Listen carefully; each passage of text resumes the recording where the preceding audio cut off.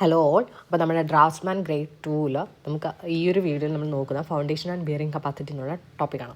അപ്പോൾ ഇവിടെ നമ്മൾ അതിൻ്റെ സിലബസ് കാണിച്ചിട്ടുണ്ട്. ബിൽഡിംഗ് കൺസ്ട്രക്ഷനിൽ നമുക്ക് ഇന്ന് നോക്കുന്ന topic foundation bearing capacity of soil. Okay, അപ്പോൾ ഇതിൻ്റെ ഫസ്റ്റ് ഒരു വീഡിയോ ആണിത്. അപ്പോൾ നമുക്ക് നോക്കാം എന്താണ് ഫൗണ്ടേഷൻ. ഫൗണ്ടേഷൻ എന്ന് പറഞ്ഞാൽ നിങ്ങൾക്ക് അറിയാമായിരിക്കും. ഫൗണ്ടേഷനാണ് നമ്മുടെ ടോപ്പിക്ക്. ഓക്കെ, അപ്പോൾ ഫൗണ്ടേഷൻ എന്ന് പറഞ്ഞാൽ ഒരു ബിൽഡിങ്ങിൻ്റെ ലോവർ മോസ്റ്റ് പാർട്ട് എന്താണ്, ഒരു ബിൽഡിങ്ങിൻ്റെ ലോവർ മോസ്റ്റ് പാർട്ട് ഏതെന്ന് ചോദിച്ചാൽ അത് ഏതാണ്, ഫൗണ്ടേഷനാണ്. ഇതിൻ്റെ ഫങ്ഷൻ എന്താണ്, ആ ഒരു ബിൽഡിങ്ങിൽ നിന്നും വരുന്ന എന്ത് വരും, ലോഡ് വരും. ഓക്കെ, ബിൽഡിങ്ങിൽ നിന്ന് ലോഡ് എന്തിലേക്ക് വരും, ഈ ഫൗണ്ടേഷനിലേക്ക് വരും. ഓക്കെ, ബിൽഡിങ്ങിൽ നിന്ന് ലോഡ് ഫൗണ്ടേഷനിലേക്ക് വരും. എന്നിട്ട് അതിനെ സേഫായിട്ട് എന്ത് ചെയ്യാം, സോയിലിലേക്ക് ട്രാൻസ്മിറ്റ് ചെയ്യുക. ഇതാണ് ഫൗണ്ടേഷൻ്റെ ഫങ്ഷൻ, അല്ലെങ്കിൽ അത് ചെയ്യുന്ന വർക്ക് എന്ന് പറയുന്നത്. ഓക്കെ, ഇനി അപ്പോൾ ഈ ഫൗണ്ടേഷന് നമുക്ക് എന്താണ് കുറേ ഫങ്ഷൻസ് ഉണ്ട്. അതിൽ ഒന്നാണ് ഞാനിപ്പോൾ പറഞ്ഞത്, ലോഡ് ട്രാൻസ്മിറ്റ് ചെയ്യുക. ഓക്കെ, അപ്പോൾ അതേപോലെ നോൺ യൂണിഫോം ആയിട്ടായിരിക്കും ചിലപ്പോൾ കുറേ ലോഡുകൾ ഈ ഫൗണ്ടേഷനിലേക്ക് വരുന്നത്. അതിനെല്ലാം യൂണിഫോമായിട്ട് സോയിലിലേക്ക് ട്രാൻസ്മിറ്റ് ചെയ്യുക എന്നുള്ളതും ഫൗണ്ടേഷൻ്റെ ഒരു ഫങ്ഷനാണ്. അതുപോലെ തന്നെ അണ്ടർമൈനിങ്, സ്കോറിങ്, അതൊക്കെ കാരണം ഉണ്ടാകുന്ന സ്റ്റെബിലിറ്റി, അണ്ടർമൈനിങ്ങും സ്കോറിങ്ങൊക്കെ കാരണം സ്റ്റെബിലിറ്റി നഷ്ടപ്പെടാം ബിൽഡിങ്ങിൻ്റെ. അപ്പോൾ അതിൽ നിന്നൊക്കെ അതിന് സ്റ്റെബിലിറ്റി കൊടുക്കുക എന്നുള്ളതും ഈ ഫൗണ്ടേഷൻ്റെ ഫങ്ഷനാണ്. Then it provides safety against സ്ലൈഡിങ്ങിന് എഗെയിൻസ്റ്റ് ആയിട്ട് എന്ത് ചെയ്യും, സേഫ്റ്റി കൊടുക്കുക എന്നുള്ളതും ഫൗണ്ടേഷൻ്റെ ഫങ്ഷനാണ്. ഓക്കെ, അപ്പോൾ ഇത്രയുമാണ് ഫൗണ്ടേഷൻ ജസ്റ്റ് ഒരു ഇൻട്രൊഡക്ഷൻ പോലെ പറയാനായിട്ടുള്ളത്. അവിടെ നമ്മൾ ടോപ്പിക് എന്ന് പറയുന്നത് ബിയറിംഗ് കപ്പാസിറ്റി ഓഫ് സോയിൽ. എന്താണ് bearing capacity of soil? Bearing capacity എന്ന് പറഞ്ഞാൽ it is a ability of the soil. Okay, എന്താണ് സോയിലിൻ്റെ ഒരു എബിലിറ്റിയാണ്. എന്താണ് എബിലിറ്റി ഓഫ് ദ സോയിൽ? എന്തിനാണ്? To support the super imposed load. ഏതാണ്? അതിൻ്റെ മുകളിലേക്ക് വരുന്ന സൂപ്പർ ഇമ്പോസ്ഡ് ആയിട്ടുള്ള ലോഡിനെ സപ്പോർട്ട് ചെയ്യാനുള്ള എന്താണ് സോയിലിൻ്റെ ആ ഒരു എബിലിറ്റിയെ വിളിക്കുന്ന പേരാണ് ബിയറിംഗ് കപ്പാസിറ്റി. ആൻഡ് ഇതിൽ മോസ്റ്റ് അറിയേണ്ട ഒരു word, without failure or deformation. Okay, without failure or deformation. അപ്പോൾ ബിയറിംഗ് കപ്പാസിറ്റി എന്ന് പറഞ്ഞാൽ ability of the soil to support the super imposed load without failure or deformation. ഒരു ഫെയിലിയറോ ഡിഫോമേഷനോ ഇല്ലാണ്ട് സോയിലിന് അതിലേക്ക് വരുന്ന സൂപ്പർ ഇമ്പോസ്ഡ് ലോഡിനെ എന്താണ് ക്യാരി ചെയ്യാൻ പറ്റുന്നുണ്ടെങ്കിൽ അതിനോട് എബിലിറ്റിയാണ് നമ്മൾ ബിയറിംഗ് കപ്പാസിറ്റി എന്ന് വിളിക്കുന്നത്. ഓക്കെ, അപ്പോൾ നമ്മൾ ബിയറിംഗ് കപ്പാസിറ്റി എന്ന്, അപ്പോൾ എന്താണ് ഈ നമ്മുടെ അൾട്ടിമേറ്റ് ബിയറിംഗ് കപ്പാസിറ്റി? എന്താണ് ബിയറിംഗ് കപ്പാസിറ്റി പറഞ്ഞു. അൾട്ടിമേറ്റ് ബിയറിംഗ് കപ്പാസിറ്റി എന്ന് പറഞ്ഞാൽ എന്താണ്? അൾട്ടിമേറ്റ് ബിയറിംഗ് കപ്പാസിറ്റി എന്ന് പറഞ്ഞാൽ നമ്മുടെ ഗ്രോസ് പ്രഷർ ഇൻറ്റൻസിറ്റി. എന്താണ്? ഇറ്റ് ഈസ് ദ ഗ്രോസ്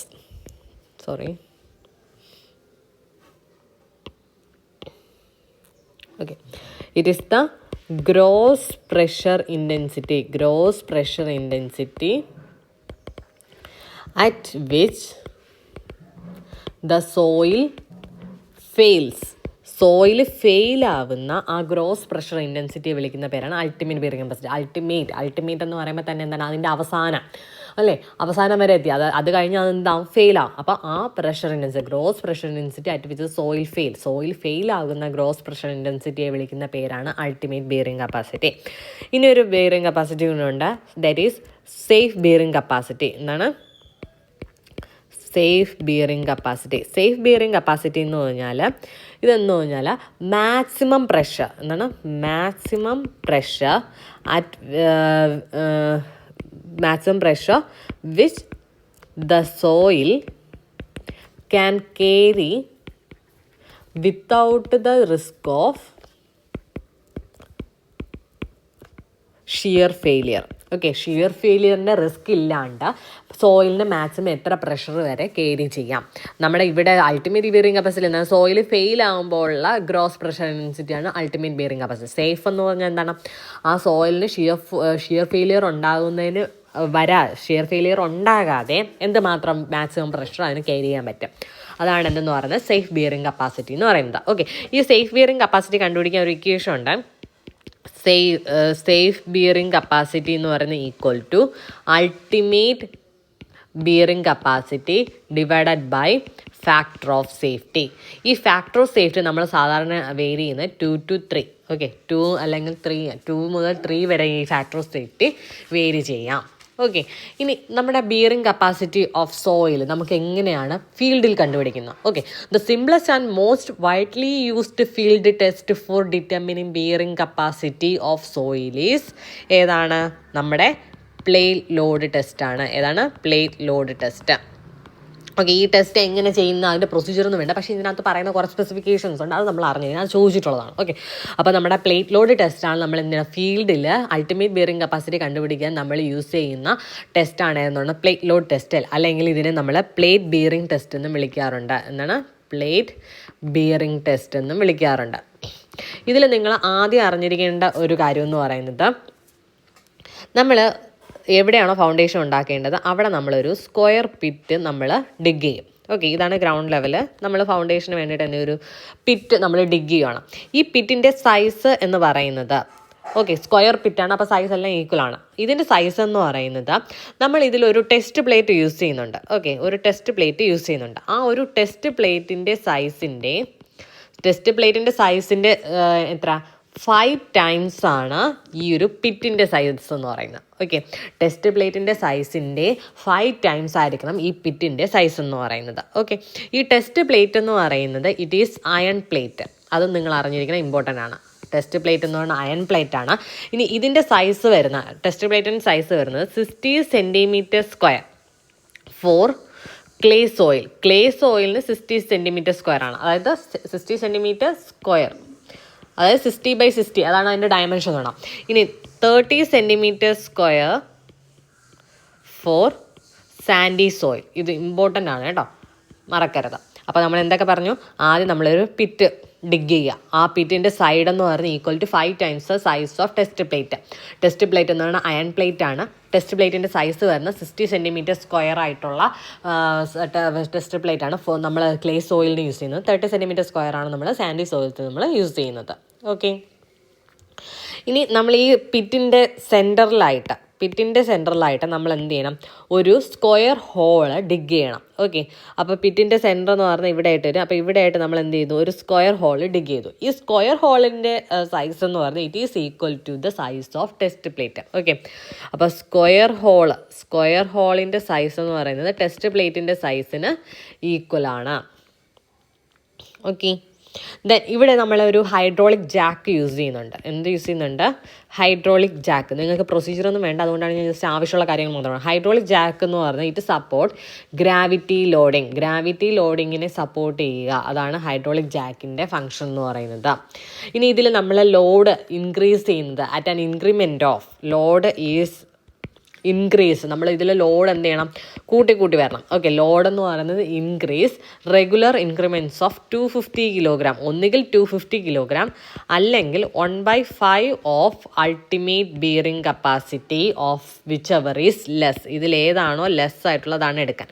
അപ്പോൾ നമ്മൾ ഇതിൽ ലോഡ് കൂട്ടി വരിക. എന്തുമാത്രം കൂട്ടണം? ഒന്നുകിൽ 250 kg എന്നുള്ള രീതിയിൽ, അതായത് ആദ്യം 250 kg ലോഡ് കൊടുത്തു, പിന്നെ 500 kg ലോഡ് കൊടുത്തു, പിന്നെ 750 kg ലോഡ് കൊടുത്തു.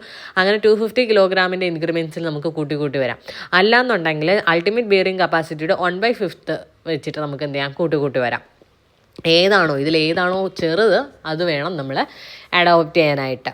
ഓക്കെ, ഇനി നമ്മൾ ഈ ഒരു സ്റ്റഡിയിൽ നമുക്ക് സെറ്റിൽമെൻറ്റ് മെഷർ ചെയ്യാനായിട്ട് നമ്മൾ യൂസ് ചെയ്യുന്ന 2 സെൻസിറ്റീവ് ഡയൽ ഗേജസ് നമ്മൾ യൂസ് ചെയ്യും. എത്രയാണ്? 2 sensitive dial gauges. Okay, 2 sensitive dial gauges നമ്മൾ യൂസ് ചെയ്യും. അതിൻ്റെ സെൻസിറ്റിവിറ്റി, ഈ ഡയൽ ഗേജസിൻ്റെ സെൻസിറ്റിവിറ്റി എന്ന് പറഞ്ഞാൽ 0.02 mm ആണ്. ഓക്കെ, 0.02 mm ആണ് ഈ sensitivity of dial gauge. Okay, then നമ്മൾ എന്ത് ചെയ്യണം? ഈ ഒരു നമ്മളെ കിട്ടിയ ഡേറ്റാസ് വെച്ചിട്ട് നമുക്കൊരു ഗ്രാഫ് വരയ്ക്കാം. അതിൽ സെറ്റിൽമെൻറ്റ് ഓൺ എക്സ് ആക്സിസ് എന്താണ്? സെറ്റിൽമെൻറ്റും Y ആക്സിസിൽ വരുന്നത് ലോഡുമാണ്. ഓക്കെ, എന്നിട്ട് നമുക്ക് ഇങ്ങനൊരു ഗ്രാഫ് കിട്ടുക. അതായത് ഇവിടെ ഒരു സ്ട്രൈറ്റ് ലൈൻ, ദെൻ ഒരു കർവ്ഡ് പോർഷൻ, അങ്ങനെയാണ് നമുക്ക് കിട്ടിയതെന്നുണ്ടെങ്കിൽ നമ്മുടെ maximum load up to which settlement is proportional. Okay, അപ്പോൾ ബിയറിംഗ് കപ്പാസിറ്റി ഓഫ് സോയിൽ നമ്മൾ എങ്ങനെ കണ്ടുപിടിക്കുന്നു കഴിഞ്ഞാൽ എന്താണ്, from the graph measure maximum load up to which the settlement is proportion. അപ്പോൾ പ്രൊപ്പോർഷൻ എന്ന് പറയുമ്പോൾ എന്താണ്, ഈ ഒരു സ്ട്രേറ്റ് ലൈൻ ആണ് അല്ലേ, ഈ ഒരു സ്ട്രേറ്റ് ലൈൻ പോർഷൻ. അപ്പോൾ ഞാൻ ഇത് എടുക്കുവാണ്. ഓക്കെ, അപ്പോൾ ഈ ഒരു പോർഷൻ വരെ എന്താണ്, പ്രൊപ്പോർഷണൽ ആണ്. ഓക്കെ, ഇനി ഈ ഒരു ഇതാണെന്ന് പറഞ്ഞാൽ അതിൻ്റെ മാക്സിമം ലോഡ് എന്ന് പറഞ്ഞാൽ, ഓക്കെ, മാക്സിമം ലോഡാണ് നമുക്ക് അവിടെ നിന്ന് കിട്ടുന്നത്. ഓക്കെ, ഇവിടെ നിന്ന് നമുക്ക് എന്ത് കിട്ടി, മാക്സിമം ലോഡ് കിട്ടി.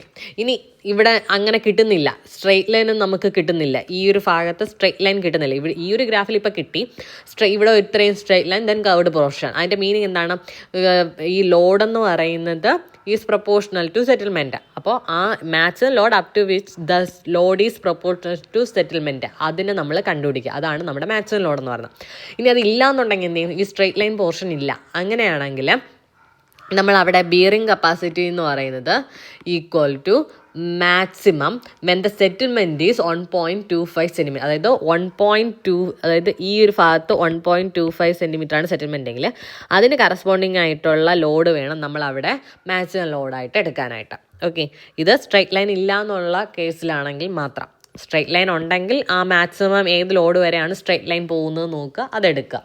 ഇനി അത് സ്ട്രൈറ്റ് ലൈൻ ഇല്ലയെന്നുണ്ടെങ്കിൽ ബിയറിംഗ് കപ്പാസിറ്റി എന്ന് പറയുന്നത് consider to be maximum when settlement എന്ന് പറയുന്നത് ഈസ് ഈ 1.25 സെൻറ്റിമീറ്റർ. അപ്പം മാക്സിമം ലോഡ് എത്ര വരും, ഈ 1.25 സെൻറ്റിമീറ്ററിന് കറസ്പോണ്ടിങ് ആയിട്ടുള്ള ലോഡ് വരും. ഓക്കെ, അപ്പോൾ നമുക്ക് ഇവിടെ നിന്ന് എന്ത് കിട്ടി, മാക്സിമം ലോഡ് കിട്ടി. ഓക്കെ, എന്ത് കിട്ടി, മാക്സിമം ലോഡ് കിട്ടി. അപ്പോൾ നമുക്ക് ബിയറിംഗ് കപ്പാസിറ്റി വേണം. ബിയറിംഗ് കപ്പാസിറ്റി കിട്ടാൻ എന്ത് ചെയ്യണം, maximum load divided by area of test plate. Okay, അപ്പോൾ ഈ കിട്ടുന്നത് നമ്മുടെ ബിയറിംഗ് കപ്പാസിറ്റിയാണ്. നമുക്ക് വേണ്ടത് സേഫ് ബിയറിംഗ് കപ്പാസിറ്റി. അതൊന്ന് കഴിഞ്ഞിട്ട് എന്ത് ചെയ്യണം, bearing capacity divided by factor of safety. Factor of safety നമ്മൾ നേരത്തെ പറഞ്ഞു 2 to 3 വരെയാണ് വേരി ചെയ്യുന്നത്. ഇനി safe bearing capacity of different soils നമ്മൾ അറിഞ്ഞിരിക്കണം. ഓക്കെ, അപ്പോൾ ടൈപ്പ് ഓഫ് സോയിൽ, നമ്മുടെ സോയിൽ ടൈപ്പ് മാറുന്നതിനനുസരിച്ച് അതിൻ്റെ സേഫ് ബിയറിംഗ് കപ്പാസിറ്റിയും ചേഞ്ച് ആവും. അപ്പോൾ ആദ്യം നമ്മൾ സോഫ്റ്റ് റോക്ക് എടുക്കുകയാണെങ്കിൽ, സോഫ്റ്റ് റോക്ക് ആണെങ്കിൽ 45 ടൺസ് പെർ മീറ്റർ സ്ക്വയർ ആണ് അതിൻ്റെ സേഫ് ബിയറിംഗ് കപ്പാസിറ്റി എന്ന് പറയുന്നത്. ഇനി ഗ്രാവൽ ആണെങ്കിലോ 25 to 45 tons per metre square. Okay, then sand ആണ് എന്നുണ്ടെങ്കിൽ 15 to 25 tons per metre square. Okay, then clay ആണെങ്കിലോ it is 10 to 15 tons per metre square. അപ്പോൾ ഇത്രയാണ് safe bearing capacity of different types of soils. Okay, ഇനി നമുക്ക് different types of foundation, classification of foundation നമുക്ക് നോക്കാനുണ്ട്. അത് നമുക്ക് next ഒരു വീഡിയോയിൽ നോക്കാം. Okay, thank U.